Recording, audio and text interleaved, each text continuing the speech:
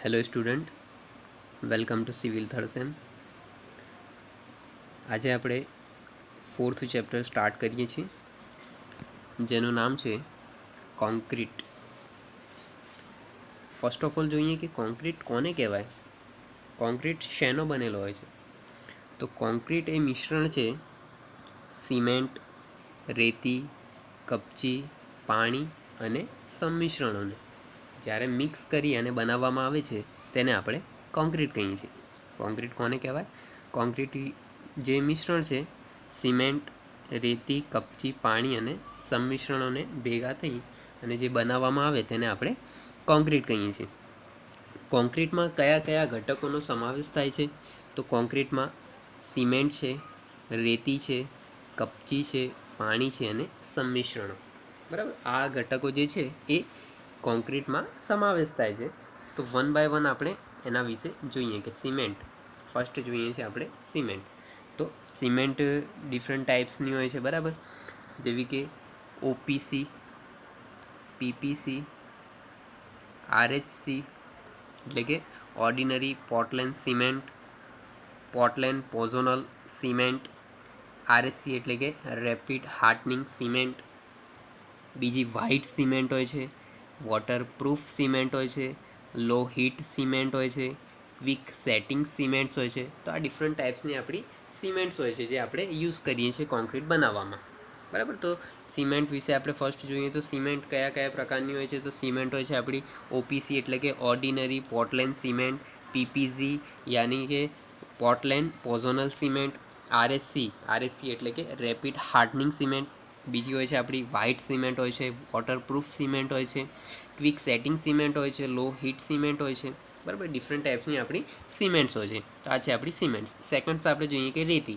તો રેતીને આપણે બીજું આપણે કહી શકીએ છો ફાઇન એગ્રીગેટ બી કહી શકીએ, FA એટલે કે ફાઇન એગ્રીગેટ પણ એને કહેવામાં આવે છે. તો ફર્સ્ટ ઓફ ઓલ જોઈએ કે રેતી એટલે કે ફાઇન એગ્રીગેટ કોને કહેવામાં આવે. તો 4.75 mm સીવ્સ આવે છે આપણી સીવ આવે છે. બરાબર, એ સીવની ડિફરન્ટ સાઇઝ હોય છે જે આપણી ચાયડું કહીએ આપણે, જેનાથી આપણે સિમેન્ટને રેતીને આપણે ચાળીએ છીએ એ સીવ. બરાબર, તો 4.75 mmથી નાની સાઇઝના એગ્રીગેટને રેતી અથવા તો ફાઇન એગ્રીગેટ કહીએ છીએ.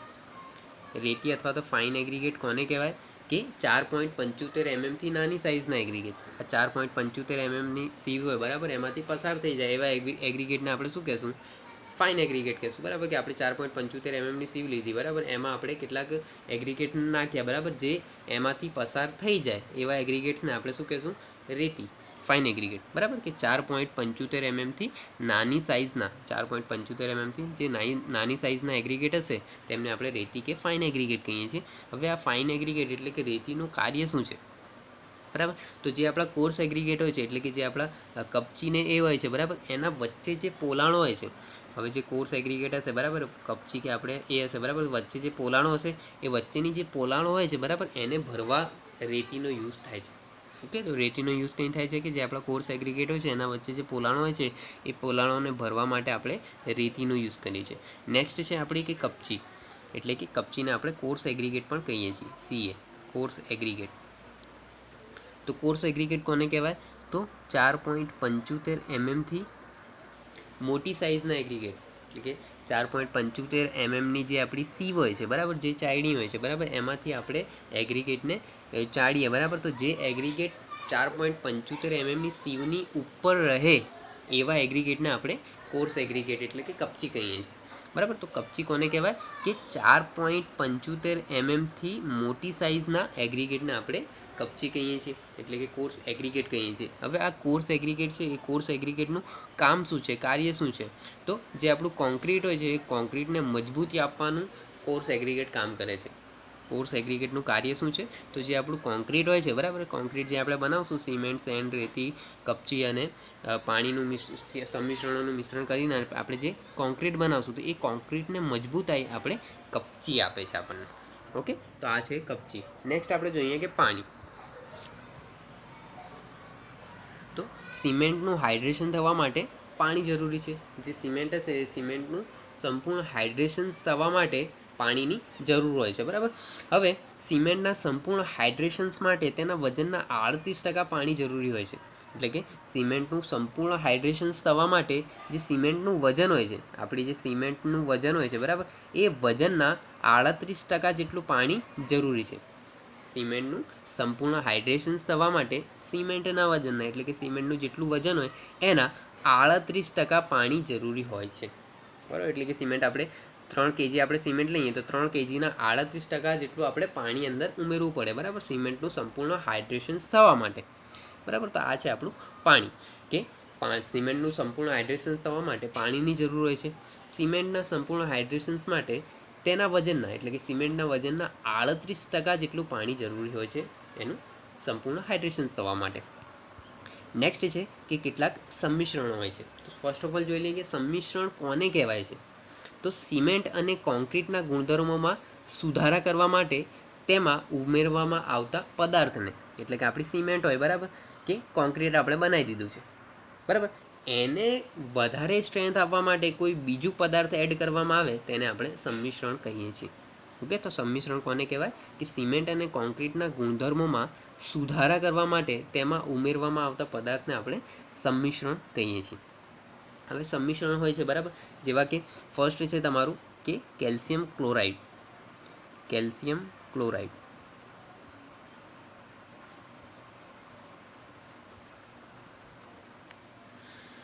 તો કોન્ક્રીટને જ્યારે આપણે જલ્દી સખત બનાવવું હોય તો એમાં કેલ્શિયમ ક્લોરાઇડ ઉમેરવામાં આવે છે. કોન્ક્રીટ છે આપણું, બરાબર, એને જલ્દી આપણે સખત બનાવવું છે, બરાબર, તો એના માટે આપણે અંદર કેલ્શિયમ ક્લોરાઇડ ઉમેરવામાં આવે છે.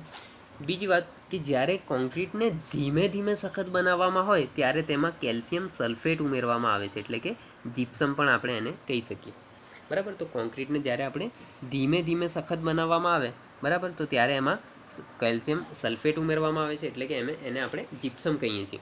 અને જ્યારે કોન્ક્રીટને હવા દાખલ કરવા માટે, જો કોન્ક્રીટમાં આપણે હવા દાખલ કરવી હોય તો એમાં એલ્યુમિનિયમ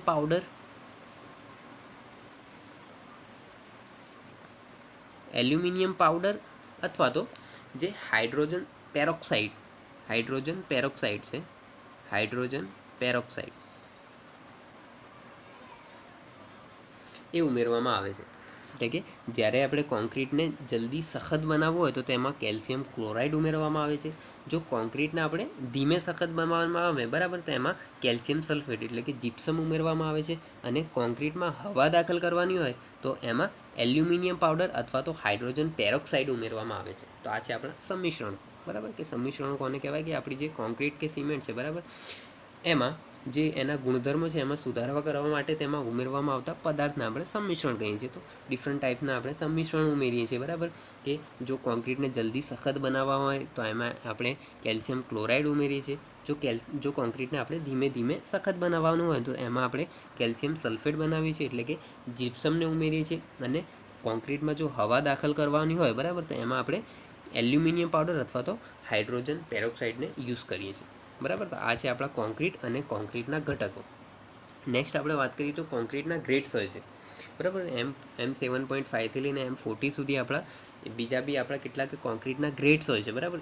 એ પ્રમાણે આપણે સાઇટ્સ ઉપર વર્ક કરવાનું હોય છે. જેવો કે M10 છે તો M10નું પ્રપોઝન હોય છે 1:3:6. M15 છે તો એનું પ્રપોઝન છે 1:2:4. અને M20 છે તો એનું પ્રપોઝન છે 1:1.5:3, બરાબર. તો આ 1 છે શું, તો ફર્સ્ટ ઓફ ઓલ જે હશે એ તમારી સિમેન્ટ હશે, બરાબર. બીજું હશે એ તમારી સેન્ડ હશે. અને ત્રીજું જે હશે એ તમારા હશે એગ્રીગેટ.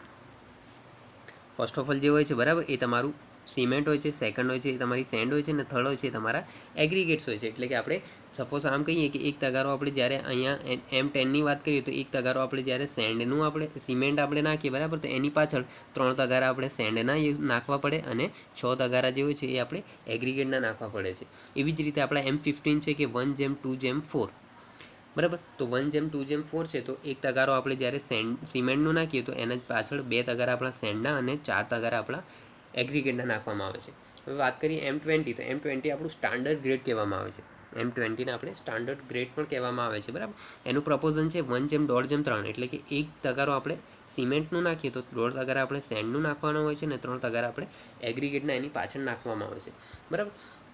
તો આ છે શું, બરાબર? M10 છે, M15 છે, M20 એ છે શું એ આપણે જોઈએ. એમ એટલે કે એમને કહેવામાં આવે છે મિક્સ. હવે 20, તો 20 શું છે? તો 20 છે 20 ન્યૂટન પર mm², બરાબર? આ છે શું? આને 20 ન્યૂટન પર mm² છે એ આપણી કેરેક્ટરિસ્ટિક કોમ્પ્રેસિવ સ્ટ્રેન્થ છે, બરાબર? એને કેરેક્ટરિસ્ટિક કોમ્પ્રેસિવ સ્ટ્રેન્થ પણ કહે છે, બરાબર? આ છે શું? આ કેવી રીતે આ ગ્રેડ્સ જે છે એ ડિસાઇડ કરવામાં આવે છે, બરાબર? તો જે આપણું એક ક્યુબ છે, બરાબર? જેવું કે 15x15x15નું આપણું ક્યુબ છે. એ ક્યુબમાં આ જે પ્રોપોઝન છે એ પ્રોપોઝન પ્રમાણે આપણે કોન્ક્રીટને બનાવવાનું હોય છે અને એને આ ક્યુબમાં ભરી અને 28 દિવસ સુધી એને ક્યોરિંગ કરવામાં આવે છે.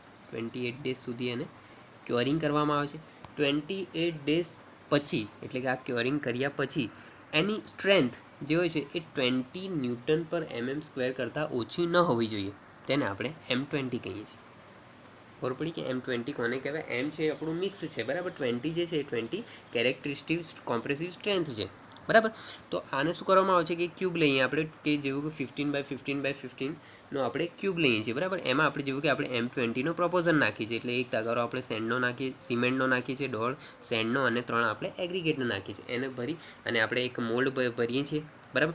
આ ક્યુબને ભર્યા પછી આ ક્યુબને 28 સુધી એને ક્યોરિંગ કરવામાં આવે છે. એ 28 દિવસ ક્યોરિંગ કર્યા પછી આ ક્યુબનો ટેસ્ટ કરવામાં આવે છે, બરાબર? તો એ ટેસ્ટ કરવામાં આવે છે તો એની સ્ટ્રેન્થ 20 ન્યૂટન પર mm² કરતાં ઓછી ન હોવી જોઈએ. તેને આપણે M20 કહીએ છીએ, બરાબર? એવી જ રીતે આપણા M15 અને M10 બી હોય છે, બરાબર? કે આ રીતે આપણે પ્રોપોઝન લઈએ છીએ અને એને એક ક્યુબ જેવું કે 15x15x15નો આપણે ક્યુબ લીધું. એ ક્યુબમાં આપણે આ પ્રોપોઝન પ્રમાણે કોન્ક્રીટ બનાવી અને ક્યુબને ભરવામાં આવે છે. એને 28 સુધી ક્યોરિંગ કર્યા પછી એની સ્ટ્રેન્થ મેઝર કરવામાં આવે છે 28 દિવસ પછી, બરાબર? તો એ 28 દિવસ પછી એની જે કોમ્પ્રેસિવ સ્ટ્રેન્થ છે, બરાબર, એ 15 ન્યૂટન પર mm² અથવા તો 10 ન્યૂટન પર mm² કરતાં ઓછી ન હોવી જોઈએ. એ આપણા M10, M15 અને M20 ગ્રેડ્સ છે, બરાબર? આપણે જે યુઝ કરશું, બરાબર, એ આપણે જે બીમ્સ બનીએ છીએ કે કોલમ્સ બનીએ છીએ ત્યાં આપણે આવું પ્રપોઝન લઈએ છીએ. પછી જ્યારે આપણે ચણતર કામમાં આવશું તો ચણતર કામમાં આપણે 1:6નું રાખીએ છીએ, એટલે કે ચણતર કામમાં આપણે એગ્રીગેટનું તો યુઝ થતું નથી, એટલે કે 1 સિમેન્ટ હશે અને 6 જે છે એ સેન્ડ હશે. 1 તગારો આપણે જે સિમેન્ટનું નાખીએ એના પાછળ આપણે 6 તગારા સેન્ડના નાખવા પડે છે. જ્યારે આપણે પ્લાસ્ટર્સમાં આવીએ છીએ તો પ્લાસ્ટર્સમાં આપણે 1:4નું રાખવામાં આવે છે, એટલે કે 1 તગારો આપણે જ્યારે સિમેન્ટનું નાખીએ, બરાબર, તો 4 તગારા સેન્ડના નાખવામાં આવે છે, બરાબર? તો આવી રીતે આપણે ગ્રેડ્સને નક્કી કરવામાં આવે છે. એ ગ્રેડ પ્રમાણે આપણે એને યુઝ કરવામાં આવે છે, બરાબર? કે સાઇડ પર જશો તો સાઇડ પર આપણે જેવું કે બીમ કોલમ કરીએ છીએ તો બીમ કોલમમાં આપણે M20 યુઝ કરવું છે તો M20નું પ્રોપોઝન આ છે, બરાબર? કે 1:3, એટલે કે એક આપણે સિમેન્ટ નાખીએ, બરાબર, તો 1.5 સેન્ડ અને 3 એગ્રીગેટ આપણે નાખવા પડે. ઓકે, તો આ છે આપણા કોન્ક્રીટના કેટલાક ગ્રેડ. નેક્સ્ટ આપણું ઇમ્પોર્ટન્ટ ટોપિક છે કે પાણી સિમેન્ટનો ગુણોત્તર, એટલે કે વોટર સિમેન્ટ રેશિયો.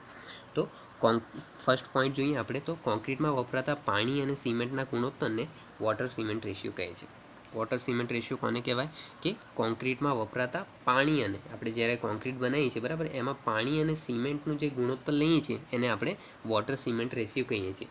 તેને ટૂંકમાં આપણે WC રેશિયો વડે પણ દર્શાવવામાં આવે છે. ઓકે, ખબર પડી કે વોટર સિમેન્ટ રેશિયો કોને કહેવામાં આવે? કે આપણે જે કોન્ક્રીટ બનાવીએ છીએ, બરાબર, તો એ કોન્ક્રીટમાં આપણે પાણી અને સિમેન્ટનો જે ગુણોત્તર લઈએ છીએ એને આપણે વોટર સિમેન્ટ રેશિયો કહીએ છીએ અને તેને ટૂંકમાં આપણે WC રેશિયો તરીકે દર્શાવીએ છીએ, બરાબર?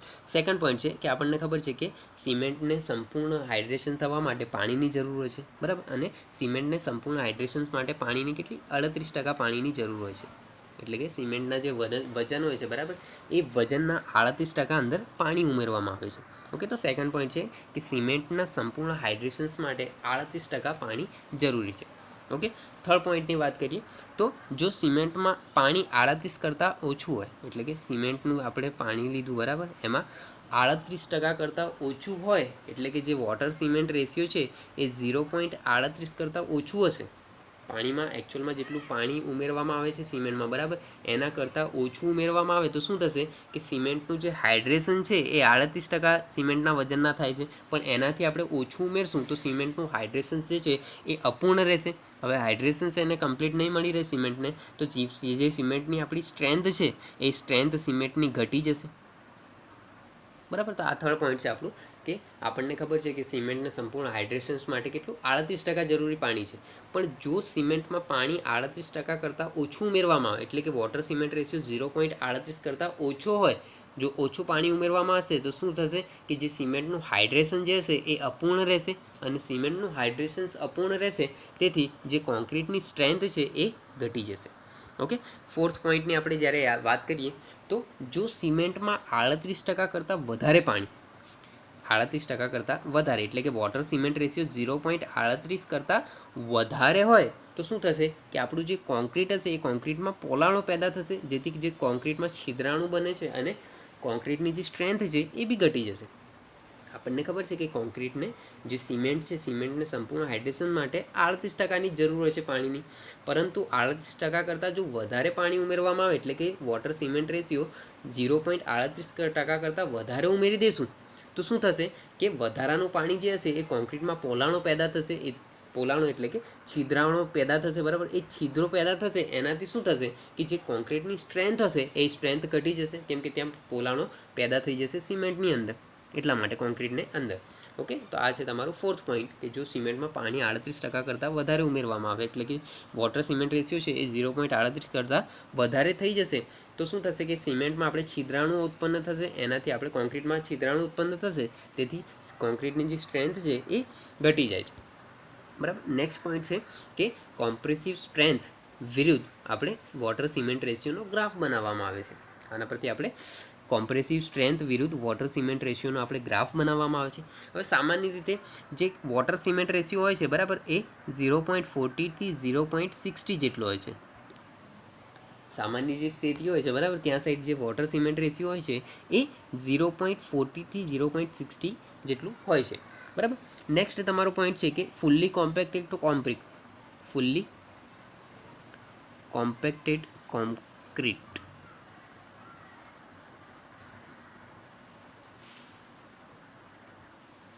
એટલે કે ફુલ્લી કોમ્પેક્ટ આપણે કરેલું હશે કોન્ક્રીટને, ફુલ્લી આપણે જેવું કે આપણે કોઈ ક્યુબ બનાવીએ છીએ, બરાબર, તો ક્યુબ આપણે બનાવીશું, બરાબર. એ ક્યુબની અંદર આપણે એને હવા નીકાળવા માટે આપણે શું કરશું કે આપણા જોડે જે સળીઓ હશે, બરાબર, એ સળીઓ વડે આપણે જ્યારે કોન્ક્રીટ અંદર ભરશું ક્યુબમાં તો સળિયા વડે આપણે કોમ્પેક્ટ કરતા રહેશું, બરાબર, જેથી આપણી અંદરથી એર દૂર થઈ જાય અને જે આપણી સિમેન્ટની સ્ટ્રેન્થ મળવાની હોય એ મળી રહે, બરાબર. તો જ્યારે ફુલ્લી કોમ્પેક્ટેડ કોન્ક્રીટ હશે, બરાબર, તો એમાં જે આપણું વોટર સિમેન્ટ રેશિયો જે છે એ વધે તો જે આપણી કોમ્પ્રેસિવ સ્ટ્રેન્થ જે છે એ ઘટે છે. ફુલ્લી કોમ્પેક્ટેડ કોન્ક્રીટ હશે, બરાબર, એમાં આપણે વોટર સિમેન્ટ રેશિયો જે છે એ વધશે તો જે આપણી કોમ્પ્રેસિવ સ્ટ્રેન્થ છે એ ઘટે છે. જ્યારે વાઇબ્રેશન્સ અથવા તો હેન્ડ કોમ્પેક્ટ કરેલું કોન્ક્રીટ હશે, વાઇબ્રેશન્સ મશીનમાં આપણે જ્યારે ક્યુબ હોય છે તો ક્યુબને મોસ્ટલી આપણે જે એની એર હોય છે એ હવા જે દૂર કરવા માટે આપણે વાઇબ્રેશન્સ મશીનનો યુઝ કરીએ છીએ, બરાબર. તો વાઇબ્રેશન અથવા તો હેન્ડ કોમ્પેક્ટેડ કરેલા કોન્ક્રીટ હશે, બરાબર, એમાં જો વોટર સિમેન્ટ રેશિયો વધશે તો શરૂઆતમાં જે કોમ્પ્રેસિવ સ્ટ્રેન્થ છે એ વધે છે, પણ સમય જતાં એ કોમ્પ્રેસિવ સ્ટ્રેન્થમાં પાછું ઘટાડો થાય છે, બરાબર. તો આ છે આપણું વોટર સિમેન્ટ રેશિયો, બરાબર. તો જ્યારે આપણું ફુલ્લી કોમ્પેક્ટેડ કોન્ક્રીટ હશે, બરાબર, એમાં આપણે જો વોટર સિમેન્ટનો રેશિયો જે છે એ વધે તો આપણી જે કોમ્પ્રેસિવ સ્ટ્રેન્થ છે એ ઘટે છે, પણ જ્યારે વાઇબ્રેશન અથવા તો હેન્ડ કોમ્પેક્ટ કરેલું કોન્ક્રીટ હશે તો એમાં જે વોટર સિમેન્ટ રેશિયો છે એ વધશે તો શરૂઆતમાં જે આપણે કોમ્પ્રેસિવ સ્ટ્રેન્થ છે એ વધે છે, પરંતુ જે આ સમય જતાં એ કોમ્પ્રેસિવ સ્ટ્રેન્થમાં ઘટાડો થાય છે, બરાબર. તો આ છે આપણું વોટર સિમેન્ટ રેશિયો. તો ફરીથી રિપીટ કરી દઈએ કે વોટર સિમેન્ટ રેશિયો કોને કહેવામાં આવે તો કોન્ક્રીટમાં વપરાતા પાણી અને સિમેન્ટના ગુણોત્તરને આપણે વોટર સિમેન્ટ રેશિયો કહીએ છીએ, તેને ટૂંકમાં આપણે WC વડે દર્શાવવામાં આવે છે, બરાબર. હવે આપણને ખબર છે કે સિમેન્ટને સંપૂર્ણ હાઇડ્રેશન થવા માટે 38% જેટલું પાણી જરૂરી છે. નેક્સ્ટ પોઈન્ટ જોઈએ કે જો પાણી 38% કરતાં ઓછું એટલે કે વોટર સિમેન્ટ રેશિયો 0.38% કરતાં ઓછું આપણે કોન્ક્રીટમાં ઉમેરશું તો શું થશે કે જે સિમેન્ટ હશે, સિમેન્ટનું હાઇડ્રેશન જે હશે અપૂર્ણ રહેશે અને એના લીધે જે કોન્ક્રીટની સ્ટ્રેન્થ છે એ ઘટે છે. નેક્સ્ટ પોઈન્ટ છે કે જો સિમેન્ટમાં પાણી 38% કરતાં વધારે એટલે કે વોટર સિમેન્ટ રેશિયો 0.38% કરતાં વધારે ઉમેરશું તો શું થશે કે કોન્ક્રીટ જે છે એ કોન્ક્રીટમાં આપણે છિદ્રાણુ પેદા થશે અને છિદ્રાણુના લીધે જે કોન્ક્રીટની સ્ટ્રેન્થ હોય છે એ ઘટે છે. નેક્સ્ટ છે કે કોમ્પ્રેસિવ સ્ટ્રેન્થ વિરુદ્ધ વોટર સિમેન્ટનો આપણે ગ્રાફ બનાવવામાં આવે છે અને સામાન્ય સ્થિતિમાં જે આપણું વોટર સિમેન્ટ રેશિયો હોય છે એ 0.40 થી 0.60 જેટલો હોય છે. ઓકે. નેક્સ્ટ છે કે જો ફૂલ્લી કોમ્પેક્ટેડ કોન્ક્રીટ હશે બરાબર, તો એમાં વોટર સિમેન્ટ રેશિયો આપણે વધારશું તો જે આપણું કોમ્પ્રેસિવ સ્ટ્રેન્થ છે એ ઘટે છે. અને જો વાઇબ્રેશન અથવા તો હેન્ડ કોમ્પેક્શન કરેલું આપણું જે કોન્ક્રીટ હશે બરાબર, એમાં જો આપણે વોટર સિમેન્ટ રેશિયો વધારીએ છીએ તો શરૂઆતમાં જે કોમ્પ્રેસિવ સ્ટ્રેન્થ છે એ વધે છે, પરંતુ જ્યારે સમય જતાં એ જે કોમ્પ્રેસિવ સ્ટ્રેન્થ છે એ ઘટે છે. ઓકે. તો આ હતું આપણું વોટર સિમેન્ટ રેશિયો એટલે કે પાણી સિમેન્ટનો ગુણોત્તર. તો આઈ હોપ કે તમને આ વિડીયોમાં ખબર પડી હશે. Thank you.